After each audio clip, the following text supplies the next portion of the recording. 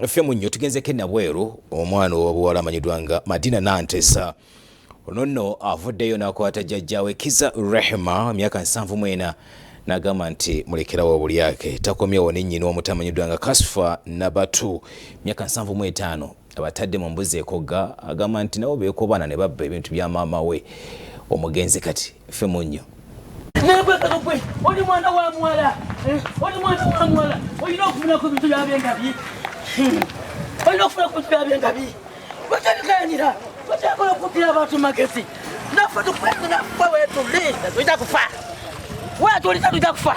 Omuzzukulu amaliridde n'asiba jjajjaawe ne nnyina ku nsonga z'ebyenfuna era ng'ono aleetedde n'ab'ekika kye okutema emiranga nga kw'otadde n'okwazirana mu kkooti e Nabweru.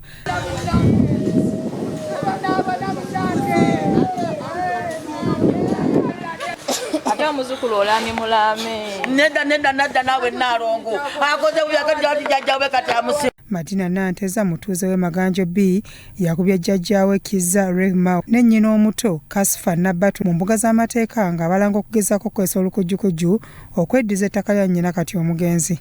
Nalumete lwabisibwanga tubonaabonera kife mamba mama senga wabala wange mama mubanaabula senga linuma yazalisanga muzalisala ebintu bye kati nababibuddemu ebyo byonna mama ebintu bya maama wange omuto bamwita Lunnuma e Maganjo yaninga ngazalisa abaana ngafumba obujanjalo bwe ngasika kabalagalawe naabo okusaba enyenyi ne bagambye bantu wa Lunnuma tokatannaba kwabizibwa lumbe tokayinga omwana ayagala kusonda omuzzukulu w'omwana omuwala wangabi agende waabwe afune. Bano basimbiddwa mu maaso g'omulamuzi wa kkooti e Nabweru Fiona Nakibuuka n'abasomera emisango okubadde n'okukozesa amaanyi okuyingira ettaka lya maama Nantesa saako n'ogw'obubbi. Mama munage batwala bintu byasenga abaana bange yakolaga musatama nga sika kabala ganda kuzaalisa mama n'agula ekifote kati ebibuddemu byebyo mama ebibuddemu byebyo munnange omuzzukulu omwana omuwala ng'akaanira ku bukojja mwali mukirabyeko wa mama ne bajingirira amalambe okubanga tikuwanga biki. Wabula bano basabye okweyimirira omulamuzi kyakkiriza naye ng'ebiwandiiko by'omu ku bazze okweyimirira tebikwatagana.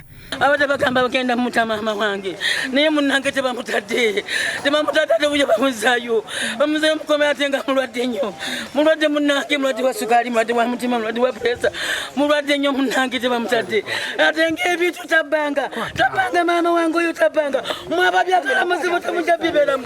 yajja ne batwala ebintu nga maama ali wansi awo tumujjanjaba n'omulenzi maama n'agamba omulenzi ankwata ati nga muzzukulu wange waali nga ffe weetuli be baamala ne baŋŋamba nzireese eddogo okutta maama.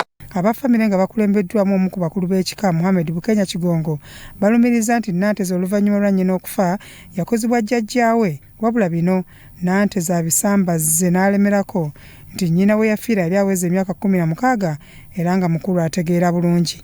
Omwaka oguwedde omugenzi we yafa okugenda okuva mu kuziika bo basigala bawamba buwambi era nze n'omuntu saamuziika banzijawo ab'okuludda lwange nga balaba embeera esajjuse wakati w'okusoma eddaame ate bo bennyini era bye balina. Byawandru Bone, Crossroads TV, Omunnyo.